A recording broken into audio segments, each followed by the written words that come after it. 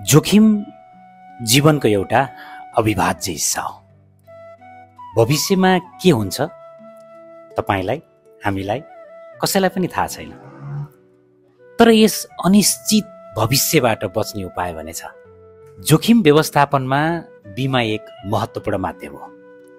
विगतका अनुभवले पनि तपाईलाई देखाइरहेको छ, कुनै पनि व्यक्ति, संस्था वा सारा देश सबैले कहिले न कहिले कुनै न कुनै अवस्थामा क्षति बेहोरिरहनु परेको अवस्था छ। जोखिम व्यवस्थापन भनेको त्यस्तो अनिश्चितताबाट हुने आर्थिक क्षतिलाई न्यून गर्ने एउटा प्रक्रिया हो र यस प्रक्रियामा बीमाको महत्त्वपूर्ण भूमिका रहेको हुन्छ। बीमाको माध्यमबाट धेरै व्यक्तिहरूले, धेरै संस्थाहरूले र पूरा देशले नै ठूलो सम्भावित हानिबाट क्षतिपूर्तिको सुरक्षा प्राप्त गरेका छन्।